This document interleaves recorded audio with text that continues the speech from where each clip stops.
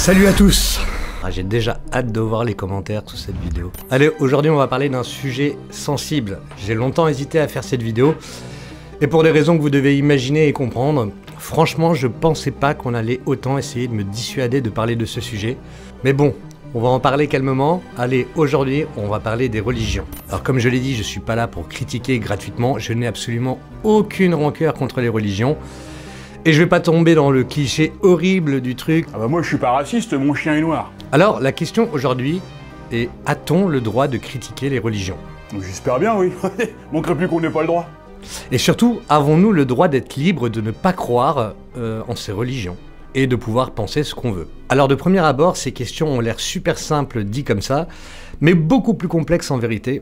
Dans cette vidéo, vous allez apprendre plein de trucs sur les religions et vous aurez sans doute un autre regard après ça. Déjà d'abord, petite définition de la religion. La religion, c'est un ensemble de croyances structurées, de pratiques et de rites fondés sur la conviction de l'existence d'un ou plusieurs dieux. Force, esprit, principe supérieur, tout ce que vous voulez, auxquels les êtres humains attribuent un sens à leur existence, à la création du monde et à la destinée après la mort. Ces religions visent à relier l'homme à ce qui le dépasse. Le mot vient d'ailleurs du latin religare, qui veut dire relier. Aujourd'hui, mon objectif n'est pas de prendre une position, ni de donner mon avis personnel sur les religions, mais plutôt de résumer, d'expliquer une situation actuelle. On va essayer d'être clair, un peu pédagogique et peut-être même glisser une touche d'humour. Car oui, tout de suite, ça a l'air compliqué de parler de religion. Et déjà à l'époque, fallait pas trop toucher aux religions. On parle souvent du Moyen-Âge ou des guerres de religion, mais ce genre d'histoire remonte à bien plus loin. 13e siècle avant notre ère, en Égypte. Un pharaon un peu atypique. Ce pharaon, c'est Akhenaton, le roi du soleil. Il décide que l'unique dieu, c'est Aton, le disque solaire. Fini Amon, Osiris, Isis et toute la clique des divinités. C'est la première réforme monothéiste connue dans l'histoire. Au départ, on est dans une Égypte ultra polythéiste, c'est-à-dire avec un grand nombre de dieux et de divinités. Et ils sont très attachés à ces croyances lointaines. Et Akhenaton, lui, il dit stop, et il se barre fonder une nouvelle capitale en plein désert, à Amarna, qu'on appelait à l'époque Akhetaton. Ça veut dire l'horizon d'Aton. Autrement dire que ça ne passe pas, les prêtres perdent leur pouvoir, il faut tout réapprendre, même l'archange, on passe de figures rigides et idéalisées à des représentations plus humaines, où on voit Akhenaton et Néfertiti avec leur fille en train de recevoir la lumière d'Aton. Un style complètement nouveau, un poil égocentrique. Mais ce grand virage religieux ne dure pas. Après sa mort, tout s'effondre. Son fils, Toutankhamon, va rétablir tous les anciens dieux. Retour à Amon, retour aux anciens dieux, et c'est sans doute sous une pression de ses conseillers d'ailleurs, et pour amener sans doute le calme en Égypte. Et derrière, on fait le ménage, on efface le nom d'Akhenaton, des monuments, on picte les visages sur les stèles. Les Égyptiens ont littéralement voulu effacer Akhenaton de l'histoire. Et il a fallu attendre le 19e siècle pour qu'on redécouvre tout ça, grâce aux fouilles d'Amarna. On sait qu'Akhenaton a probablement été le premier à vouloir imposer une vision unique du divin. Une idée qui, quelques siècles plus tard, reviendra dans d'autres civilisations. Voilà, ça c'est pour le petit aspect historique, pour déjà vous faire comprendre que les religions, déjà à l'époque, fallait pas y toucher. Donc déjà on voit que depuis très longtemps, faut pas toucher aux dieux, à la religion. Mais revenons à nos moutons. Oh, comment tu parles des croyants, hein. Et oui, aujourd'hui, on va pas parler de toutes les religions, c'est impossible. Mais des deux grandes religions dans le monde, c'est-à-dire le christianisme avec ses 2,5 milliards d'adeptes, et l'islam, environ 2 milliards d'adeptes. D'ailleurs, pendant mes recherches, je pensais vraiment que l'islam comptait beaucoup plus de pratiquants que ça. Mais bref, c'est sans doute une idée reçue là aussi.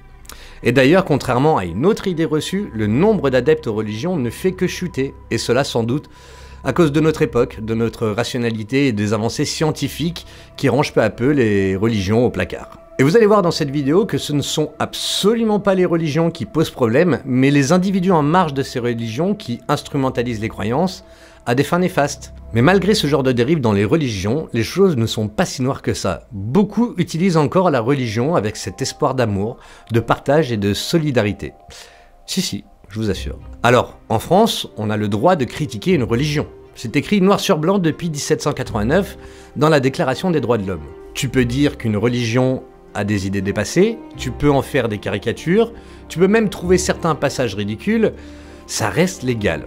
Parce que le blasphème, en France, ça n'existe pas au sens légal. En revanche, insulter une personne parce qu'elle croit, appeler à la haine ou la menacer, ça c'est interdit et puni. Bref, tu peux critiquer une idée, mais pas taper sur les gens qui y croient. Moi je suis bouddhiste, j'utilise ma vacuité cérébrale pour me connecter à Jah. N'importe quoi. Mais alors par exemple, tu veux dire que je peux critiquer Star Wars 9, mais j'ai pas le droit de taper sur les gens qui ont kiffé le film? Attends, mais c'est pas normal ça. Mais alors pourquoi, quand on critique les religions, ça crée des tensions?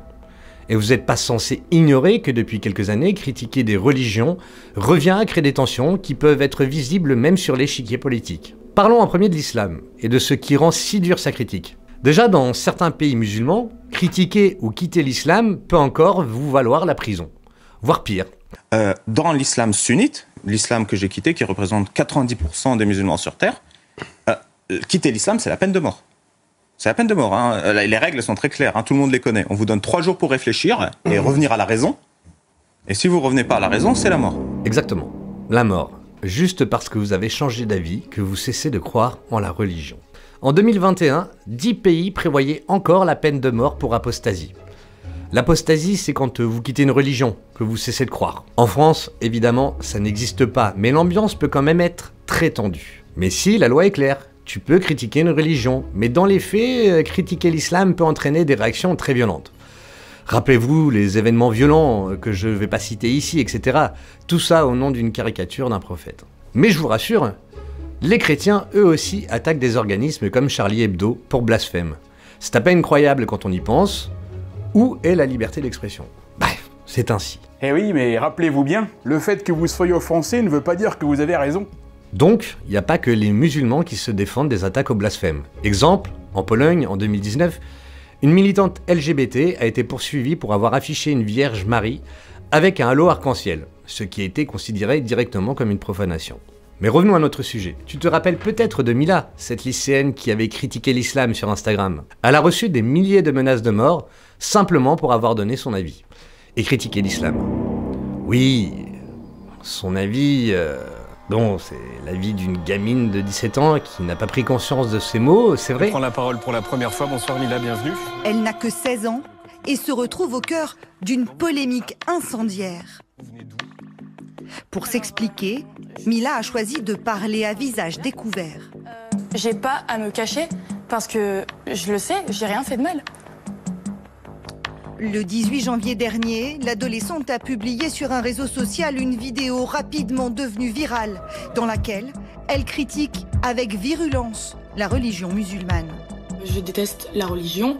Le Coran est une religion de haine. Il y a que de la haine là-dedans. L'islam, c'est ce que j'en pense, moi. Je dis ce que je pense, putain. Je suis pas raciste, mais on peut pas être raciste d'une religion. Je dis ce que je veux, je dis ce que je pense. Votre religion, c'est votre Dieu, je lui mets un... Merci, au revoir.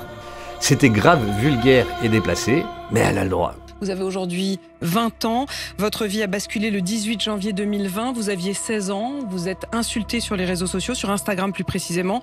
Inch'Allah, meurs, sale pute. En réponse, vous avez vous-même insulté le prophète Mahomet en des termes très crus, et là tout va très vite. 50 000 menaces de mort et de viol en quelques heures. La présidente de l'association de protection des mineurs sur Internet e-Enfance avait raconté à l'époque, et je voudrais qu'on entende cette phrase pour qu'on comprenne ce qu'il vous est arrivé. Jamais un mineur n'avait été victime d'une telle viralité. À l'époque, l'activité autour de Mila dépassait le nombre de messages ordinairement échangés lors d'un événement comme la Coupe du Monde de football. Aucun lycée, dès lors, ne considère pouvoir assurer votre sécurité. Vous êtes donc déscolarisé, mis sous protection. Et 13 de vos cyberagresseurs ont été jugés. 11 ont été condamnés à des peines de prison. Une condamnation à la prison de plus 1 an après des menaces à Malte.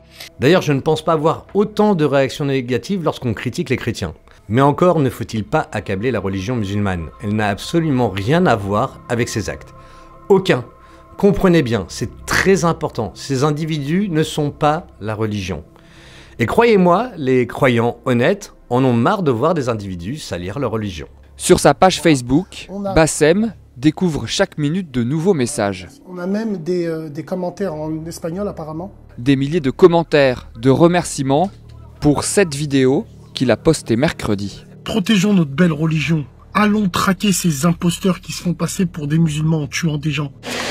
L'état d'urgence. Des victimes à terre, des blessés graves, des Parisiens hagards. En quelques heures, 3 commandos terroristes ont semé la terreur dans Paris. Tout commence vers 21h20 au Stade de France. Les Bleus affrontent l'Allemagne. C'est le week-end, il fait doux, l'ambiance est festive. Quand soudain, une détonation puissante, puis une deuxième. Le public les entend, siffle, mais ne comprend pas, le match continue.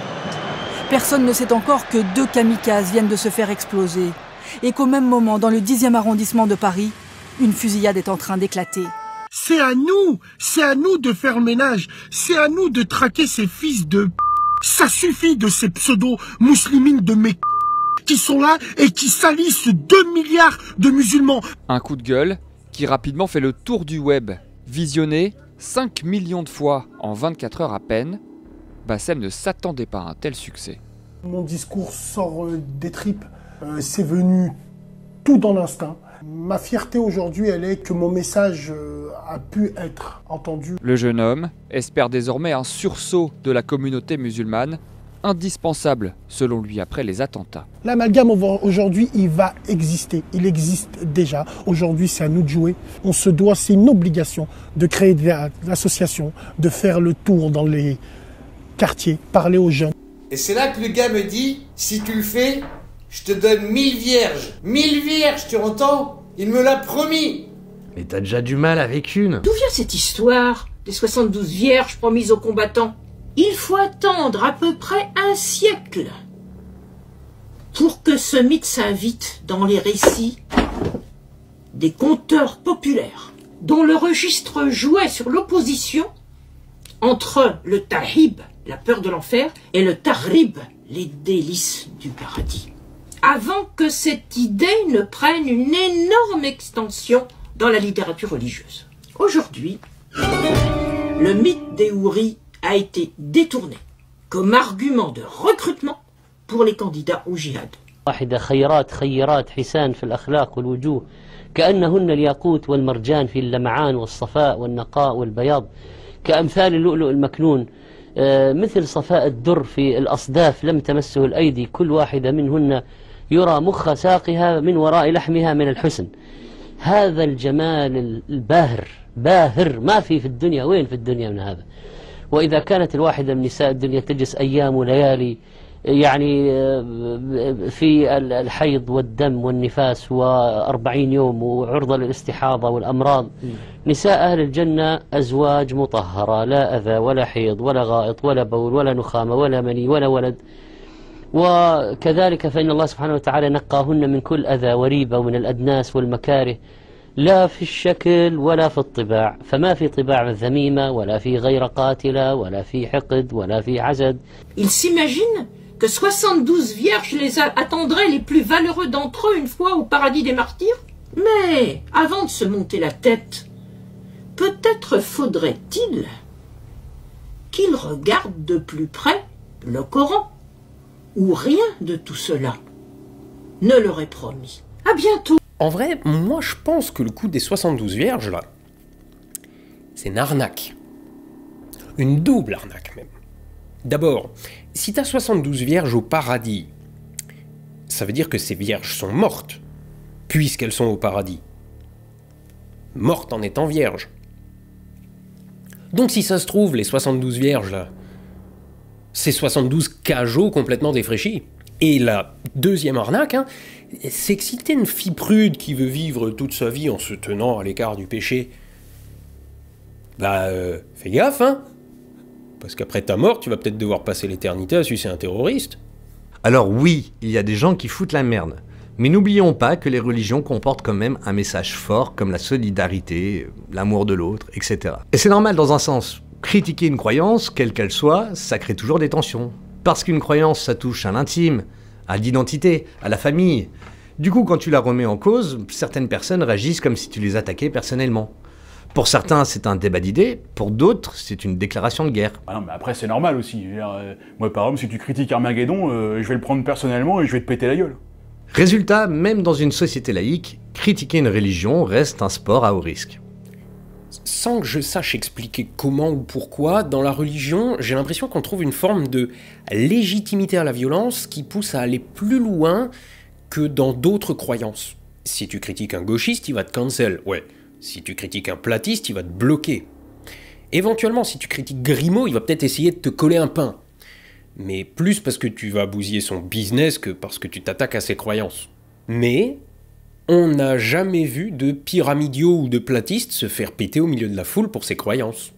Même les anti-vax, qui sont particulièrement virulents, faut bien le dire, et qui organisent des manifs dans la vraie vie, donc qui ne sont pas cantonnés au virtuel d'Internet, et qui ont des griefs forts quand même, puisque certains reprochent au vaccin d'avoir tué l'un de leurs proches, on n'a jamais vu un anti-vax poignarder quelqu'un. Peut-être que la religion n'est pas juste une idée comme les autres pour expliquer le monde, peut-être qu'elle explique tout, et donc en la remettant en question, c'est pas juste un aspect de l'existence qu'on questionne, mais le fonctionnement du monde tout entier. Et peut-être aussi parce que l'une des interprétations, c'est que si tu te fais péter pour elle, tu vas passer l'éternité à te faire... Mais c'est fini, oui. Par exemple, regardez ce TikToker qui pose simplement la question à des musulmans. Pourquoi l'islam est la vérité? Alors, regardez un petit peu les réactions, je vous explique un peu plus tard dans la vidéo pourquoi ces réactions sont tout à fait normales.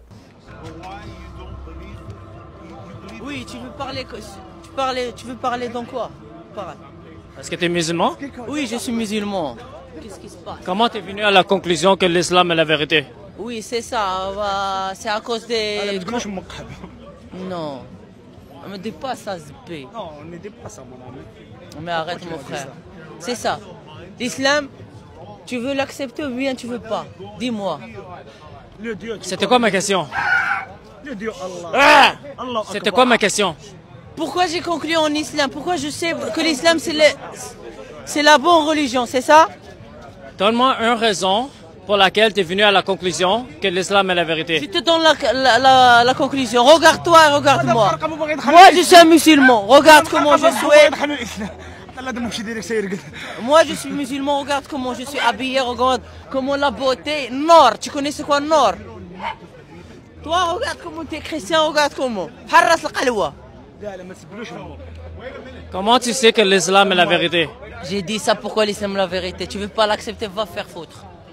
Pourtant ici, le but c'est pas de s'attaquer à qui que ce soit, c'est de mettre en lumière, de questionner, de réfléchir ensemble, mais visiblement pour certains, le simple fait de poser des questions, c'est déjà trop. Le micro de ma bouche. T'as fucking parlé, bro. Qui t'a envoyé, je sais, man. C'est qui t'a fucking envoyé, bro? Je vais te dire quelque chose, y'a pas de mensonge, pas mensonge. C'est qui t'a fucking trompé, bro? Voilà, t'as fucking En vrai, la religion, c'est quoi? C'est prendre un bouquin comme règle de vie. Et on peut le faire en lui trouvant des vertus, sans pour autant le lire de manière littérale. Si t'es un Potterhead, par exemple, on peut tout à fait dire que Harry Potter, c'est ta religion. Tu t'habilles selon certains codes, t'as un vocabulaire propre, et tu peux tout à fait te dire que tu vas te comporter dans la vie comme l'aurait fait Harry Potter, ce modèle de courage, de dévouement, de loyauté, etc. Mais, si je me moque de ton bouquin parce que la magie c'est pas vrai, tu vas pas péter un câble normalement. Tu le sais que la magie c'est pas vrai, mais tu sais aussi que c'est pas ça l'important dans le bouquin. Tu sais que c'est une fiction, mais une fiction qui transmet de bonnes valeurs dans la vraie vie. Aux États-Unis, des tas de cathos ont un autocollant sur leur bagnole. What would Jesus do? Que ferait Jésus? Eh ben, c'est ça l'important. Du haut de ces grandes valeurs, il ferait quoi à ta place? Aider les pauvres, c'est ça l'important. Changer l'eau en vin, c'est juste du décorum. Et que ce soit pas vrai, change absolument rien à la conclusion.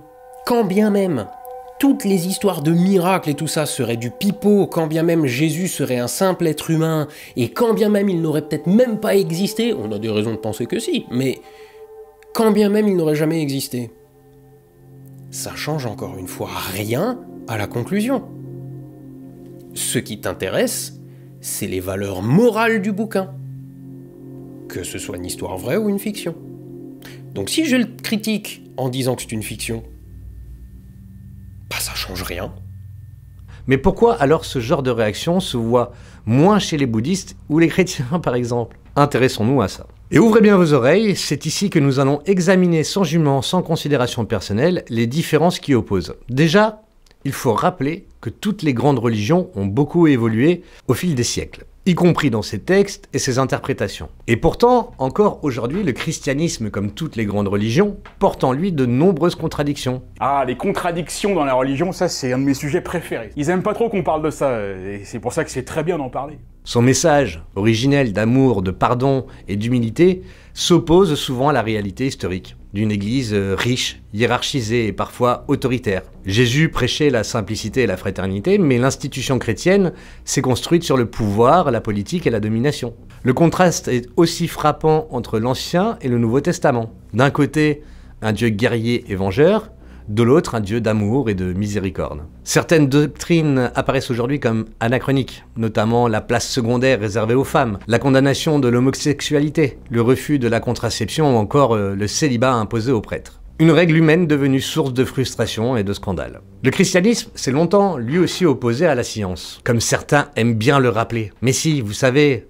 Ah, et pourquoi tu dis que c'est pas possible qu'il y ait une ancienne civilisation avant nous? Hein? Regarde Galilée, on lui disait bien qu'il avait tort. Ah, l'appel à Galilée. On l'a tellement vu de fois ici sur la chaîne. Alors oui, l'Église s'est trompée avant de devoir réviser ses positions face aux avancées de la connaissance.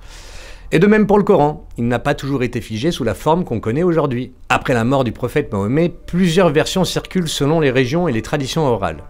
Ce n'est qu'au 7e siècle, sous le calife d'Othman, qu'une version officielle a été fixée et que les autres ont été détruites pour...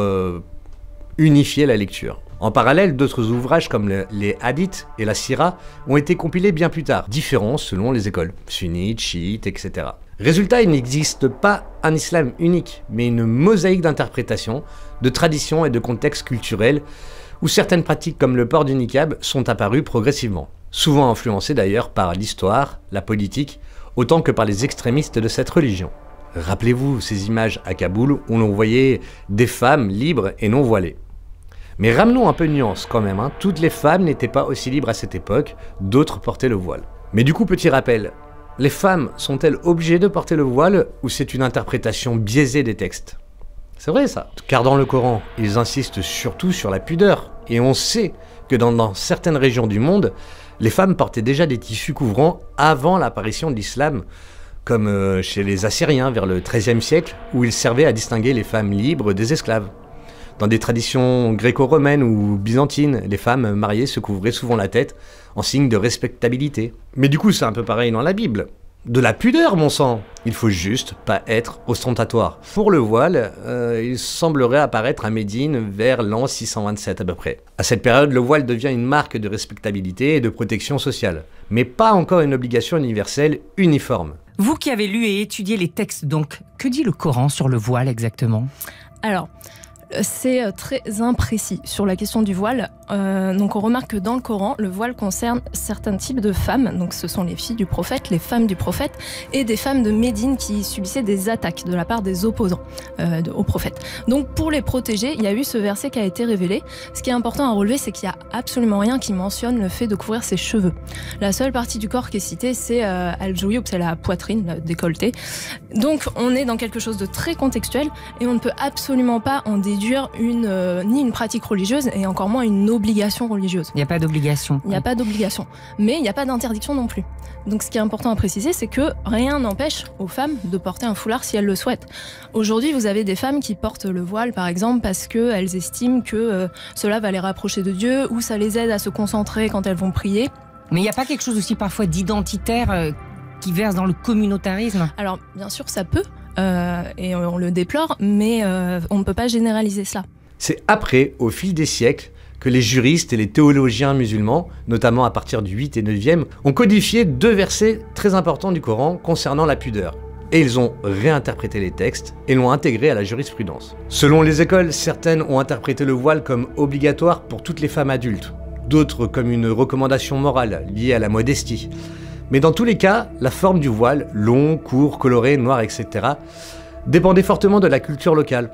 Arabie, Perse, Afrique du Nord, Asie, etc. Pourquoi interpréter des textes qui limitent nos libertés? C'est presque une censure de l'histoire. Oublier le passé pour construire un futur par la croyance et non par l'histoire. Ah, c'est terrible, hein. Puis elles sont tellement belles. Mais toutes les femmes sont belles. De toute façon, dites à une femme qu'elle est belle 1 million de fois et elle va l'oublier, mais dites-lui qu'elle est grosse une seule fois et elle s'en rappellera toute sa vie. Eh oui, car les éléphants ont de la mémoire. En résumé, la grande différence entre l'islam et le christianisme, c'est que le Coran est beaucoup plus juridique que moral. En d'autres termes, le Coran se présente davantage comme un code de conduite, un manuel de comportement judiciaire, social et moral. Une loi, plutôt que comme le christianisme, un enseignement spirituel au sens large. La Bible, les évangiles, eux, n'ont pas vocation à organiser la société. Ils proposent avant tout une voie spirituelle intérieure. En fait, l'accent est mis sur l'amour, le pardon, la conscience, non sur la loi écrite. Alors oui, évidemment, le texte du Coran date du 7e siècle. Et les codes sociaux ont largement évolué depuis. Certaines lois et conceptions éthiques du Coran ne sont donc plus adaptées au monde moderne. En soi, c'est un peu la même chose pour la Bible. Mais sauf que les théologiens chrétiens admettent et acceptent l'interprétation des textes. Buvez ceci et mon sang. Oui, bah c'est une image. Bah, tant que c'est du vin, hein, ça me va. Alors, fun fact, le vin de messe est du vin blanc. Sauf qu'en fait, la raison est simple et très prosaïque. Les taches. Et donc en effet, dans l'islam, les textes y est considéré comme parfaits et donc intouchables sur le plan doctrinal. Et donc, c'est peut-être ici le nœud du problème. Un autre point important, le prophète est présenté comme l'homme parfaitement accompli, dont la vie et les actes constituent un modèle, un humain parfait quoi. J'y crois pas. J'y crois pas du tout. Or, ce prophète était lui aussi un homme du 7e siècle, avec les problématiques de son temps. C'est un peu comme affirmer aujourd'hui que toutes les grandes actions d'Alexandre le Grand étaient parfaites. Cela deviendrait forcément discutable au 21e siècle. Les textes étant considérés comme parfaits, c'est-à-dire révélés directement par Allah et non écrits de la main de l'homme, ce qui veut dire que on n'y touche pas, bah du coup, vous comprenez peut-être un peu mieux les réactions qu'on a vues en début de vidéo. C'est normal de se sentir attaqué si notre religion est parfaite. Pourquoi alors leur poser la question de pourquoi l'islam c'est la vérité? Pour eux, c'est forcément juste, vrai. Donc point très très important, ce qui constitue la grande différence avec la Bible, c'est la parole de Dieu directe. Tu peux rien dire, tu peux rien toucher. Pourtant, on y trouve de nombreuses affirmations contraires aux connaissances scientifiques modernes. Quand on lit les textes, quand on les découvre, on s'aperçoit qu'il y a beaucoup d'absurdités et beaucoup d'atrocités. Absurdité et atrocité, c'est-à-dire concrètement? Absurdité, par exemple, Allah va vous expliquer que peut-être, hein, mais c'est pas sûr, la Terre est posée sur une baleine. Sur une? Baleine, l'animal. D'accord. Peut-être, hein, c'est pas sûr. D'accord. On n'est pas sûr. Il va vous expliquer que pour faire un enfant, bah, il faut que le sperme de l'homme et le sperme de la femme se mélangent. D'accord. Mais c'est normal que t'es sorti de l'islam. Moi, je m'y connais pas trop, mais je pense que c'est pas comme ça que ça marche. Oui. Voilà. Il va vous expliquer comment fonctionne la foudre, il va vous expliquer comment fonctionne la pluie. Et tout ça, bah, moi, je regardais C'est pas sorcier à l'époque, et Jamy, il disait pas ça. Et... Il y a la parole d'Allah et il y a Jamy. Bah, Jamy, c'est bien. Et j'ai un esprit très cartésien. Donc, il y en a un qui a raison, il y en a un qui a tort. C'est qui? C'est Allah ou c'est Jamy? Il faut savoir. Et donc, vous découvrez les absurdités et vous dites, c'est un peu irrationnel. Non, mais c'est un égaré de base, c'est un ignorant de base qui a voulu s'instruire sans accompagnement, sans rien du tout. Il s'est égaré et il est sorti de la religion. Aujourd'hui, il est une marionnette, une pirouette des gens qui sont contre l'islam, c'est tout. Et vous allez voir vos parents, ils disent, bah écoute, j'ai pas la science. Voilà, c'est une expression très islamique, très arabe, j'ai pas la science. Du coup, ils disent, va parler à quelqu'un qui a la science. Alors, vous allez voir l'imam, et l'imam, il dit, tu poses trop de questions. L'imam, c'est quelqu'un qui dirige la prière, c'est pas un talib el-ilm, c'est pas un savant. Attends. Un imam, ça peut être n'importe qui dans une mosquée. C'est pas compliqué comme question. Il y a une baleine ou il y a pas une baleine? et après, si tout ça n'a pas marché, vous avez une formule qui est formidable, qui est Allahu a'lam. Allah, il sait mieux quand même. Voilà. Et du coup, tout ça, finalement, ça inhibe, ça bride votre curiosité.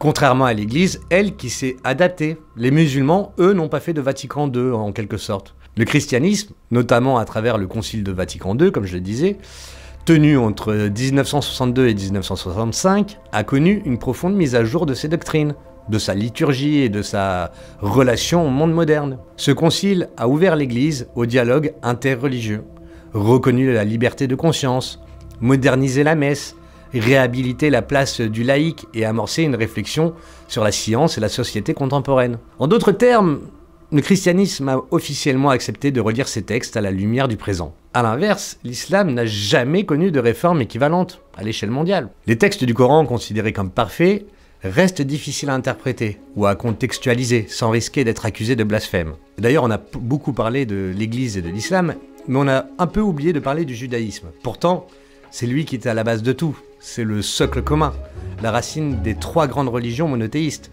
Le judaïsme a introduit l'idée d'un Dieu unique, créateur et moral.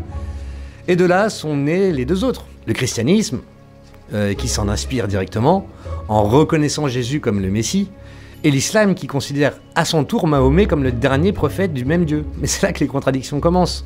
3 religions qui se réclament du même Dieu, mais qui divergent sur tout le reste. Les chrétiens croient en la Trinité, que les juifs et les musulmans rejettent totalement. Les musulmans reconnaissent Jésus comme prophète, mais pas comme le Fils de Dieu.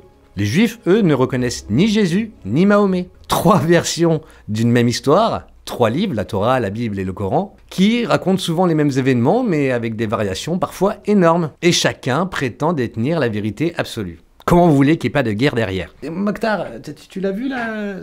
C'est écrit là, là, c'est écrit. Faut que tu t'en ailles. En fait, c'est là qu'est tout le paradoxe. Au lieu de rapprocher les peuples autour d'une même idée d'un Dieu unique, ces divergences d'interprétation ont créé des frontières théologiques et culturelles. Le judaïsme, le christianisme et l'islam sont comme 3 branches du même arbre, mais qui au fil du temps ont poussé dans des directions opposées. Puis elles ont oublié qu'elles venaient du même tronc. Donc de tous ces décalages naît une tension.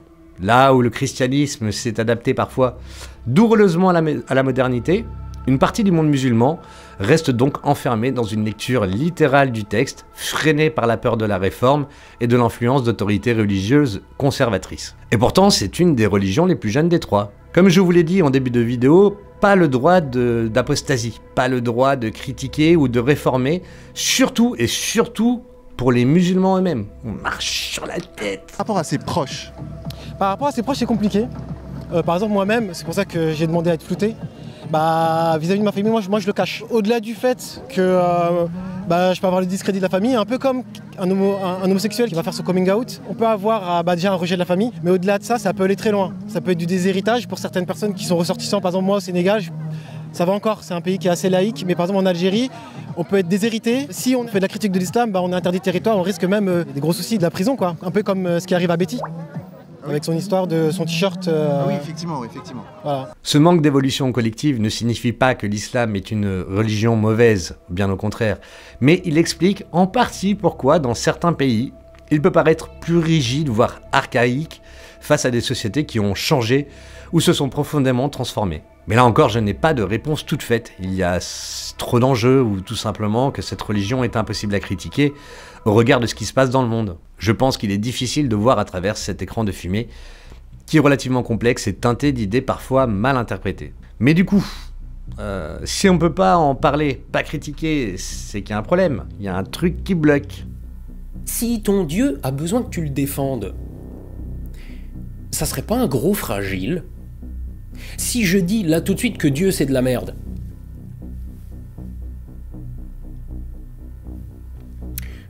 j'ai pas été foudroyé. Alors, si ce Dieu omnipotent, qui pourrait m'anéantir d'un claquement de doigts, ne l'a pas fait, pourquoi tu crois que t'as la légitimité de le faire à sa place? Si lui a jugé que c'était pas nécessaire, c'est peut-être parce qu'il est ouvert à la critique, à la discussion, ou au pire qu'il se retrousse les manches pour me la mettre très profondément à la seconde où je mettrai un pied sur le seuil du paradis, ou peut-être même qu'il est tellement grand et puissant qu'il s'en bat ses prodigieuses couilles. En vrai, imagine, une fourmi dit que t'es de la merde. Tu t'en fous, c'est une fourmi. Ou alors tu l'écrases, mais t'es vraiment un gros fragile qui supporte pas la critique d'une fourmi. Donc, si Dieu ne fait rien, c'est peut-être qu'il a ses raisons. Mais toi, il t'a rien dit, il t'a pas donné de consigne. Donc, d'où tu t'exprimes à sa place? C'est vachement présomptueux de dire au nom de Dieu ce qu'il pense. Si j'ai pas le droit de dire que Dieu c'est de la merde, c'est une affaire entre moi et Dieu, pas une affaire entre moi et toi. Et là, on va parler du fondamentalisme religieux. Parce que c'est souvent lui qui déforme les discussions ou qui rend certaines situations confusantes. Je vous ai expliqué un peu plus tôt pourquoi on observait des réactions à la critique, mais qui pour certains peuvent paraître comme des réactions extrêmes. Comme je l'ai dit et je le répète, les religions ne sont pas les individus. Donc, le fondamentalisme, ça consiste à revenir à une lecture littéraire et rigide des textes sacrés, en rejetant toute interprétation moderne ou symbolique. Buvez ceci et mon sang. Putain, c'est clair, non? T'as absolument rien compris.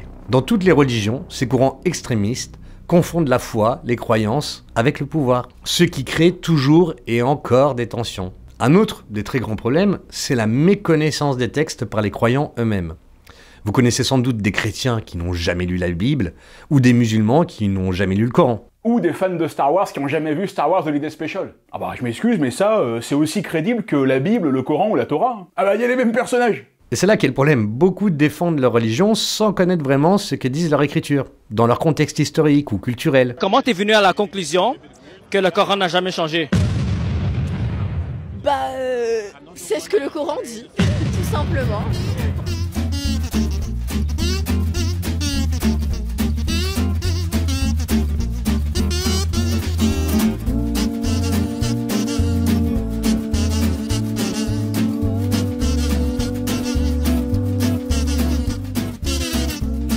Et je suis sûr que certains croyants ignorent des choses qui sont dans les écrits, c'est pas forcément très beau.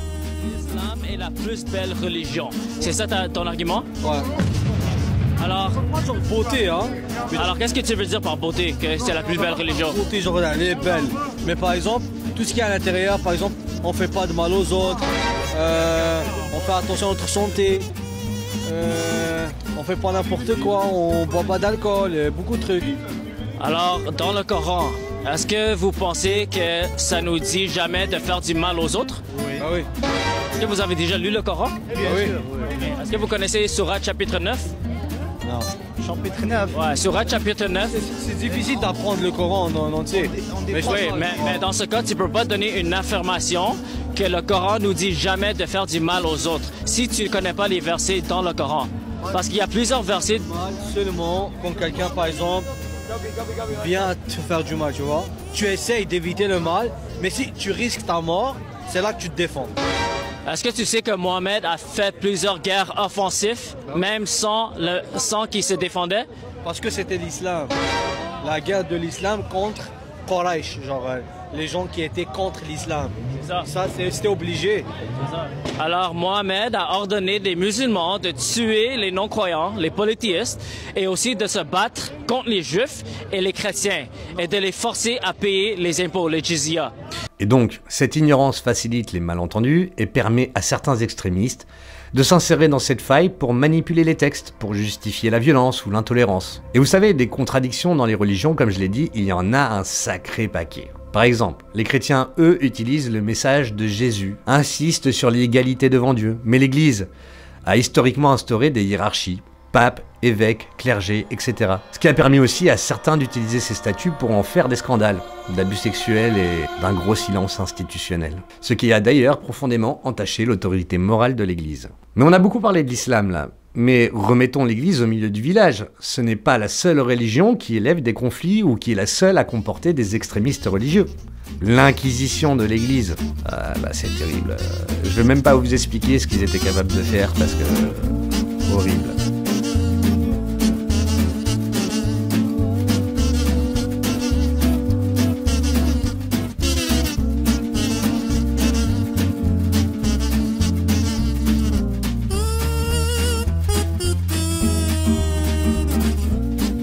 Il y a aussi les croisades au Moyen-Âge, aux guerres de religion entre catholiques et protestants.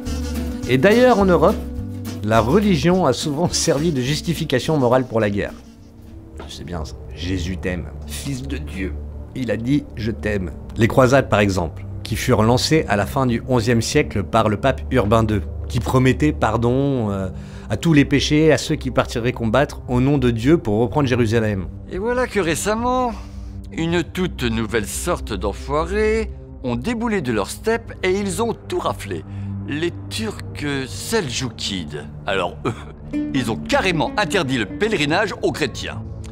Alors là, nous, à Rome, on a dit stop. Non mais c'est vrai, tendre l'autre joue, c'est bien. Mais il faudrait voir à pas nous prendre pour des truffes quand même. Au nom de Dieu. Tous les péchés? Oui, tous les péchés. Oui. Ils ont dégusté les pouilleux. Mais ensuite, ce sont les grands seigneurs qui sont partis. Les barons, avec armes, armures, chevaux, machines de siège et tutti quanti. Et là, ils ont moins rigolé, les Arabes. Enfin, les Turcs. Enfin bref, vous m'avez compris. Officiellement une guerre sainte, et pourtant, elles ont laissé des massacres et pillages, montrant que la justification religieuse pouvait légitimer la violence. Il serait donc injuste de penser qu'une religion vaut mieux qu'une autre. Et pourtant, c'est exactement ce qu'elles pensent toutes. Et croyez-moi, j'espère qu'on en parlera ici, des croisades, car je suis sûr que vous ignorez beaucoup de choses sur elles. Et donc, ce phénomène ne se limite pas à l'histoire européenne. Aujourd'hui, certaines communautés religieuses subissent encore des persécutions dans le monde. En Afrique, notamment au Nigeria, au Cameroun ou en Éthiopie. Des chrétiens et parfois des musulmans sont régulièrement tués pour leur foi, leur village détruit ou leur communauté déplacée. En Nouvelle-Zélande, la police a déclaré avoir arrêté 4 suspects suite au meurtre de 49 personnes dans 2 mosquées. Des dizaines d'autres personnes, y compris de jeunes enfants, sont soignées pour des blessures par balle. 20 d'entre eux sont grièvement blessés. 3 hommes et 1 femme sont maintenant en détention. Des hommes armés non identifiés ont ouvert le feu sur des fidèles dans une église catholique du sud-ouest du Nigeria dimanche, faisant des dizaines de morts selon des législateurs de l'État d'Ondo. Au nord du Nigeria, environ 20 personnes ont été tuées ce matin pendant un service religieux chrétien. Les victimes touchées par des explosions et des tirs sont les étudiants d'une université rassemblés pour l'office du dimanche. Pas de revendication, mais on pense immédiatement à la secte islamiste Boko Haram. Elle a mené de nombreuses attaques, essentiellement dans le nord du pays, qui ont fait plus de 1000 morts depuis 2009. Tout ça à cause d'idées religieuses et de revendications soi-disant écrites. Ouais, comme en Palestine. Oui, comme en Palestine, mais à force de parler de la Palestine, on ne parle pas du reste du monde. C'est marrant, les obsédés du génocide. On les entend pas trop sur le Darfour. Pourtant, c'est on ne peut plus actuel, là. À croire que s'ils peuvent pas librement étaler leur antisémitisme, finalement, ça vaut pas le coup. On l'oublie souvent, mais selon l'ONG Porte Ouverte et Human Rights Watch, plusieurs milliers de chrétiens sont persécutés et meurent chaque année dans ces violences. En Éthiopie, les tensions de groupes religieux ont provoqué des massacres et des déplacements massifs. Dans le camp de Chagni, dans l'ouest de l'Éthiopie, quelques 20 000 déplacés ont fui des attaques meurtrières liées à des conflits entre communautés. La majorité d'entre eux sont issus de la communauté Amhara, longtemps dominante en Éthiopie. Et pour eux, il n'y a plus de doute, les hommes armés qui les ont attaqués sont issus du peuple Gumuz, un peuple un peu marginalisé mais établi depuis toujours dans cette région de Benishangul-Gumuz. C'est un génocide parce que partout nous voyons que ce sont les Amhara qui sont tués. Je vivais avec des Shinasa, mais ils m'ont choisi moi et m'ont attaqué moi. 207 morts, c'est le dernier bilan de l'attaque par balle menée mercredi dans l'ouest de l'Éthiopie contre des habitants de Metekel, une zone de la région de Benishangul-Gumuz. Ce nouveau massacre est le dernier d'une longue série qui cible depuis plusieurs mois des habitants des ethnies Oromo, Amhara et Shinasha et qui serait menée selon des informateurs locaux par des groupes armés de l'ethnie Gumuz. Ces meurtres à répétition inquiètent fortement la Commission éthiopienne des droits de l'homme qui continue de demander l'envoi en urgence d'aide humanitaire alors que des milliers d'Éthiopiens fuiraient actuellement la localité de Bekujikebele en direction de Bulen, une ville qui serait submergée par l'arrivée en masse de ces réfugiés. T'as entendu parler de ça? Ah oui, ça existe. Ces violences rappellent que toutes les religions peuvent encore instrumentaliser les croyances aujourd'hui, pour justifier le conflit, le contrôle social ou l'intimidation des minorités. Et cela encore en 2025, ce qui est un constat terriblement accablant. Mais je le répète, et je le répète encore une fois, ce sont des individus qui font ces massacres, pas les religions. Ne mélangeons pas tout, pas d'amalgame. Malgré tout cela, les religions ont aussi un rôle positif. Au cœur de la plupart des traditions, il existe des codes de conduite universels. Respect, générosité, honnêteté, solidarité, compassion. Plus unis que jamais devant l'adversité. Le temps d'une messe à Notre-Dame de Paris, les représentants catholiques et musulmans veulent envoyer un message fort de solidarité interconfessionnelle. Partout en France, les musulmans se sont rendus à l'église. Comme à Argenteuil, où cette femme vient se faire bénir par le prêtre. Le temps d'un hommage au père Jacques Hamel, nombreux comme elle ont répondu présent. Nous aussi les musulmans, nous sommes avec les catholiques, nous sommes avec toutes les religions et voilà, c'est vraiment dans un message de paix. Même ferveur solidaire à Lille. Merci d'être là les uns et les autres qui avaient tenu à rejoindre la communauté catholique. Pour certains, la messe était une découverte. La première fois que je rentre dans une église. Bah, ça fait... c'est les notions de partage, d'amour que nous retrouvons également en tant que musulmans. Je retrouve ça dans mon livre sacré. Une fraternité ressentie à la sortie de la messe par les fidèles de toute confession. C'était le lieu où on devait être et pas ailleurs aujourd'hui. Très émouvant. Et c'est émouvant. Nous sommes tous touchés au cœur. On est nourris par cette superbe cérémonie.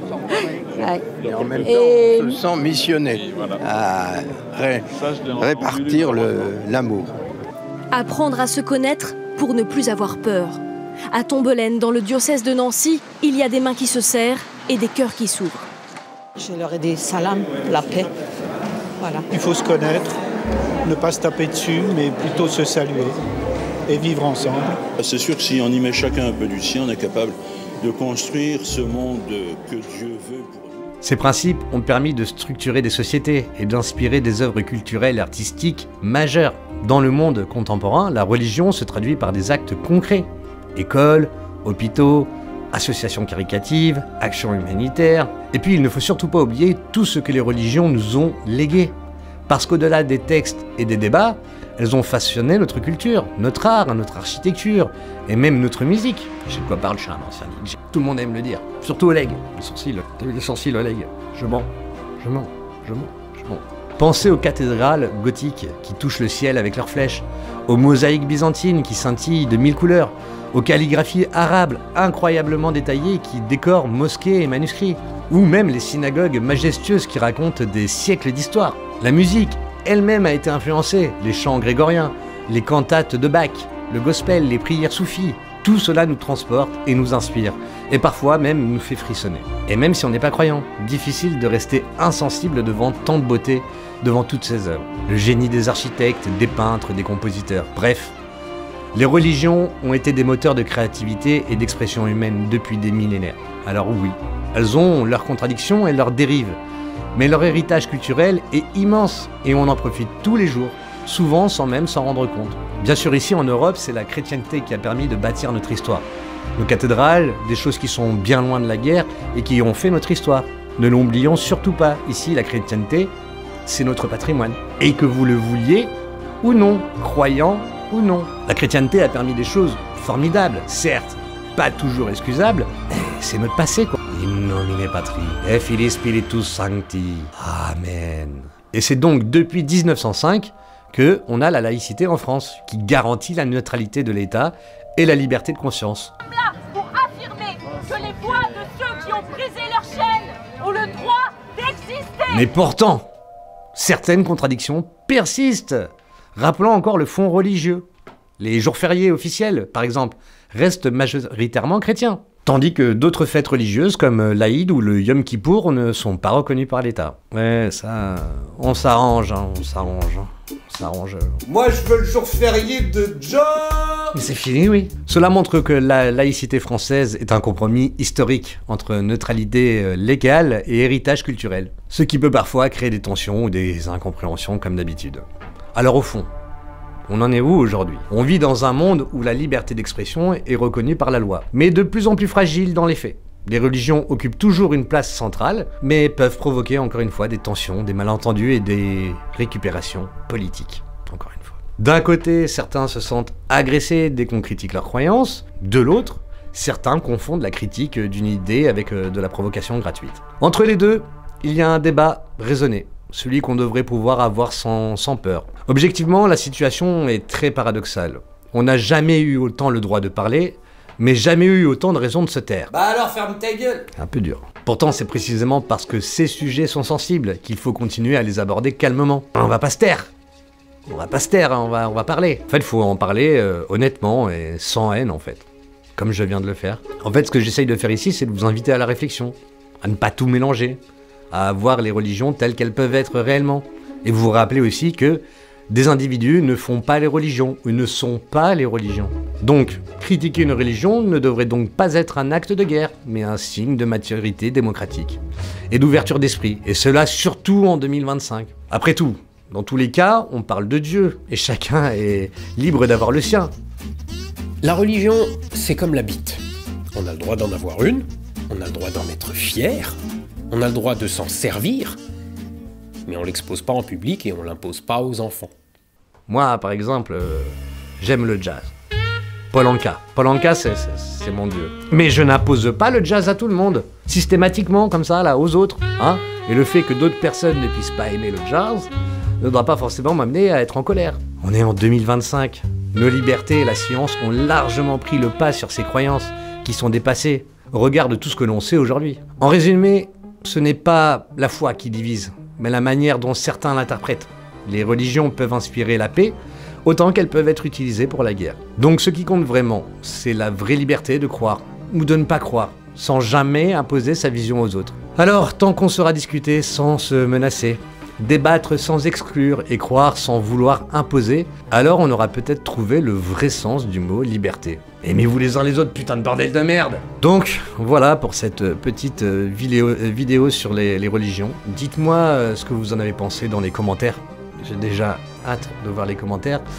Mais comme toujours, en respectant les autres. Abonnez-vous si ce n'est pas déjà fait, activez la petite cloche de notification pour savoir quand est-ce que je sortirai mes autres vidéos. Et que si vous avez envie de voir d'autres sujets comme ça, mettez-moi un petit like. Voilà. Qu'est-ce que je peux vous dire d'autre? Ce week-end, je reprends le tournage du documentaire Complot, le grand virage.